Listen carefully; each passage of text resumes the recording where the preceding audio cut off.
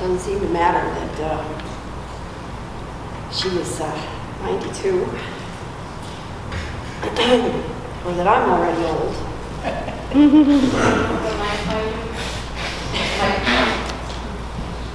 I could talk louder. That's fine. Thank you. Or that she was not well for quite a while. She was my mom. She was our mom. She got sick in mid-June and was in the hospital for 10 days, and then moved to Citizens Rehab to get her strength back. And while she was there, all of her children and many of her grandchildren, some of her great-grandchildren, came to take care of her. And we talked to her, and we... It wasn't fair.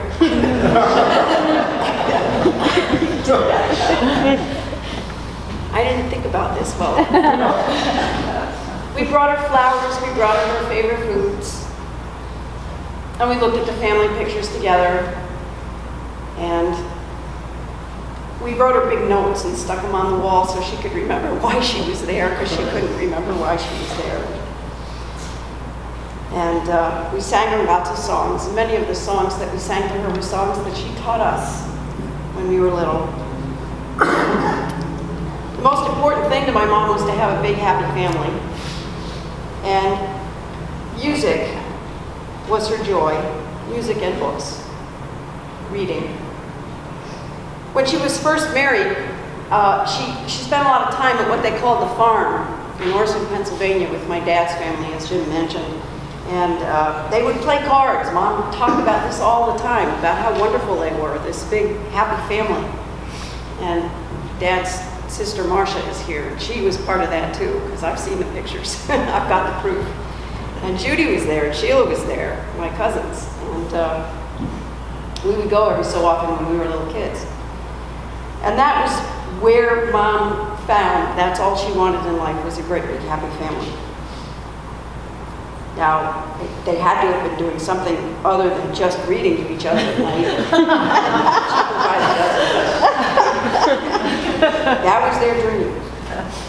Now, my mother was an attentive mother. Well, she was the first 3 or 4 of us. I don't know about the last 2. I think she was a little worn out at that point. 7 children in a 9-year span, but I remember her singing to us. She would sew clothes, she'd prepare food, she'd clean, she'd cook.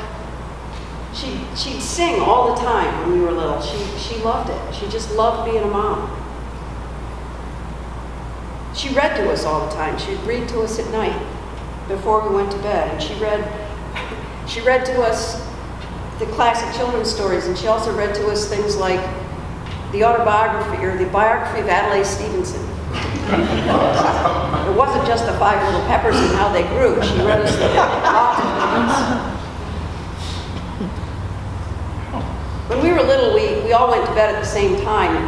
It took me a few years before I figured out why. We all went to bed at the same time, all 7 of us. And this is how my mom did it. In this little house in Fishkill, New York, we had a staircase to the 2nd floor, and she would line us up, oldest to youngest, and we would sing. Jesus tender, you gotta sing with me. Jesus tender, you don't remember. Shepherd, hear me, bless this little lamb tonight. Through the darkness be thou near me. Keep me safe till morning light. Amen. Wow. That's how we went to bed. Now, if you're coming back to the house afterwards, which we have so much food, please do. Somebody's got to eat that food. We have a video retrospective, and you'll see pictures of us at that age. A lot of us, the girls, a lot of those pictures, we were in clothing that our mom made for us. And we were pretty cute. She didn't know anything about housekeeping or cooking or any of that when she first got married. It was her aunts at the farm who taught her how to make pies. They would, I think, was it blackberries, Aunt Marcia, they picked, and they'd make pies with the blackberries. And strawberry pie. They'd make all kinds of fruit pies there that her aunts taught her, her husband's aunts taught her how to make. And she went to the Home Bureau and took cooking lessons and learned how to cook for 7 kids.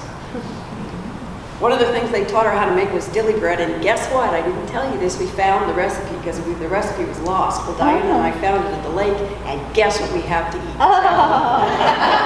Fresh made dilly bread. It's very unusual. We got the recipe for you home too. Mostly, however, what she did, even with 7 children, she practiced. We would wake up to the piano. We would fall asleep to Rachmaninoff because she was playing. She played all the time. And she traded her gifts with the local ballet studio. She accompanied the dancers, and some of us got to take ballet lessons. She belonged to Matinee Musicale. She gave recitals. She accompanied recitals. And now there's music all over the family. If you know us, you know. There's, several albums have been produced, and we've got several music teachers and singers and Jonathan, who couldn't be here today because he's in Aspen doing something musical, who at the age of 20, right? He was 20 when he did this. He auditioned and won the role as bassist with he plays the bass with the Buffalo Symphony. So he hadn't even graduated from school yet. So there's music all over the family. My mom wasn't just classical music. She liked folk music too, and she'd even listen to our rock music. And some of it she'd say, I really like that. There's one thing my mom did that really kind of tells you what she was like, which was that in 1967, when I was about 16 years old, the Wappinger School District voted on whether or not the school district was going to teach sex education, and they voted no. And my mom said, oh, wait a minute, I have 7 kids, I'm not doing this. So she went to the pastor of our church. We were very active. We held up the church in Fishkill, New York, the Methodist Church, and they did a sex education program, and let me tell you, we were educated. And it was so well done. She worked with the guidance counselor at school, and they came up with this amazing program. And what I will never forget with these parents is the 4th night, the 4th Sunday, the last class, and our instruction for that class was we were to write down any questions that had not been answered, any questions at all. And 4 of the parents had volunteered to sit at a table in the front of the room. We folded up those questions, anonymous questions, and we put them in a basket. I even remember what the basket looked like, because they sure turned 15 shades of purple as they pulled those questions out. But those people answered them. They answered those questions. It was amazing. And my mom did that.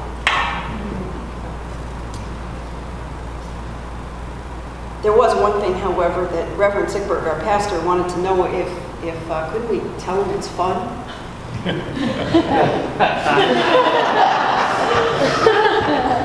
We are not telling him it's fun.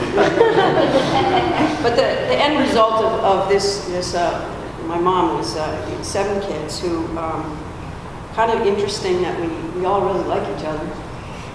And we're very different, really. We're very different from each other. I'm the bossy one. Yeah, you can tell.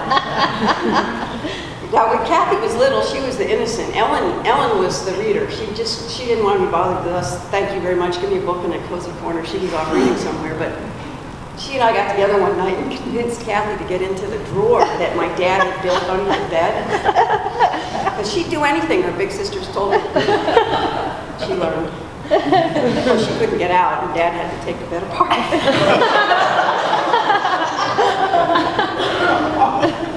Lee was the one at a very young age, was a very gifted artist, and he used to draw these incredibly intricate pictures of trains and then tear them up because he was so frustrated because his hands couldn't do what his mind could see.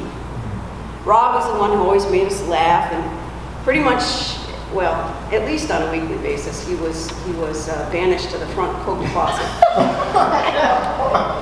Of course, he was in trouble again. And we'd hear him in there singing. Pull down the coat hangers and we'd make animals out of them. He'd send coded messages. He'd tap on the wall to Kathy and Diana's bedroom and send them messages. So it didn't work. Diana was the pretty one with this incredible hair. Great. I mean, this girl had hair like anybody would want Diana's hair. It was thick, it was straight, it was red, it was unbelievable hair. And all she wanted was for it to be curly. Kathy had naturally curly hair. All she wanted was for her hair to be straight. So she'd iron it, iron her hair.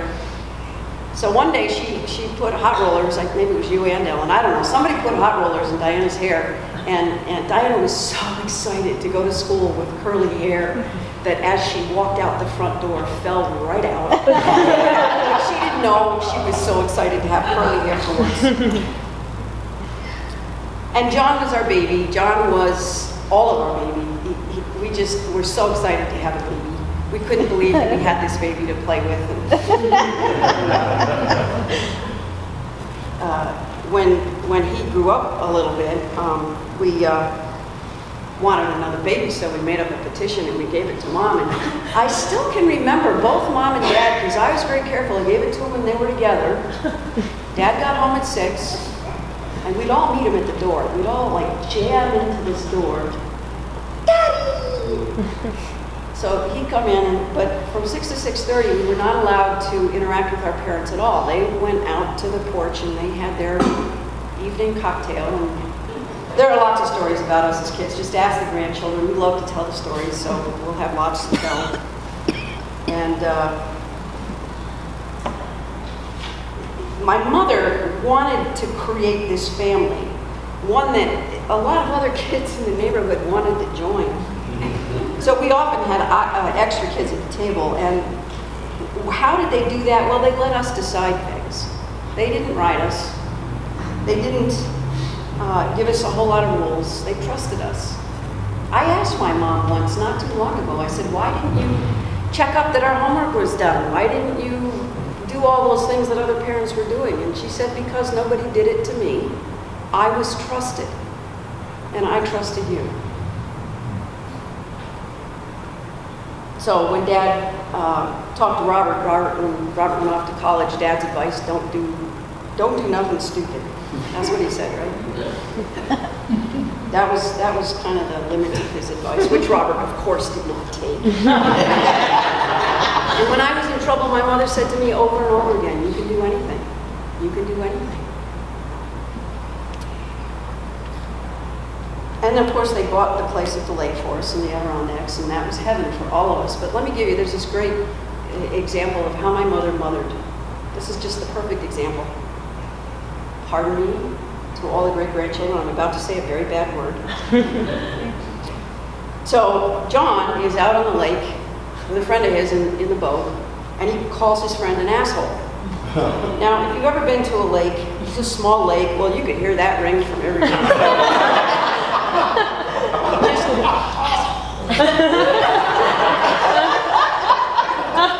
We had a local mom in charge, Aunt Ellen. Aunt Ellen heard it, of course. She goes trudging down the road to our place to say, June, this is what just happened. So John comes home, and she says, John, did you call the person in the boat with you an asshole? He said, yes. And she said, well, why did you call him an asshole? I said, well, because he was an asshole. And Mom said, well, if it ever happens again, would you please just not say it within earshot of Aunt Ellen?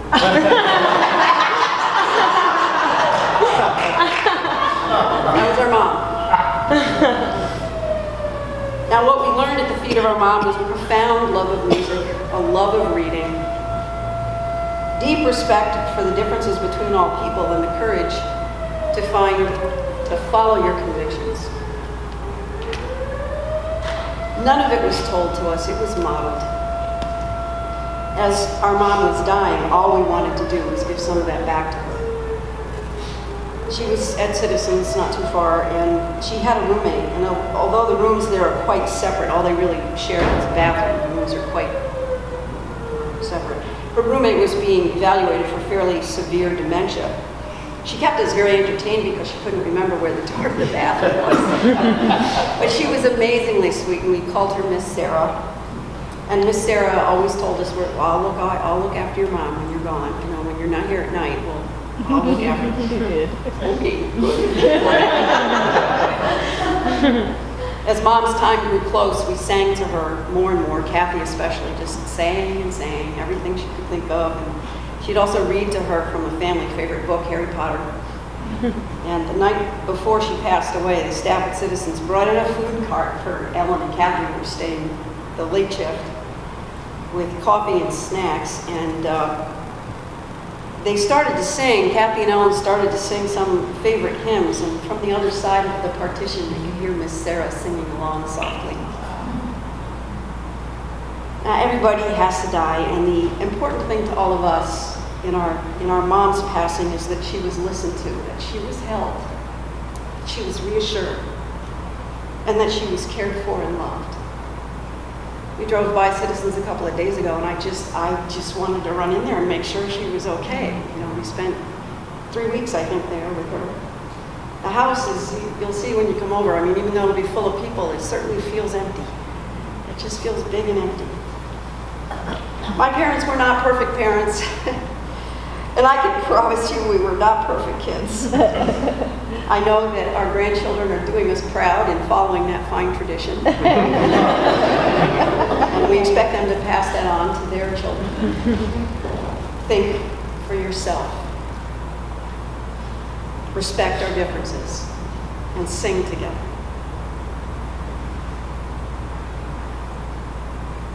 And this is my family. All of these people in the front of the room. It's a very big family, plus Phil and Ruth, two of those people we adopted years ago, who many dinners and many times at the lake with us. Thank you so much for being here with us today as we honor this woman that we called Mom, Mommy, Grandma, and when she was a great grandma, we called her Gigi. Thank you.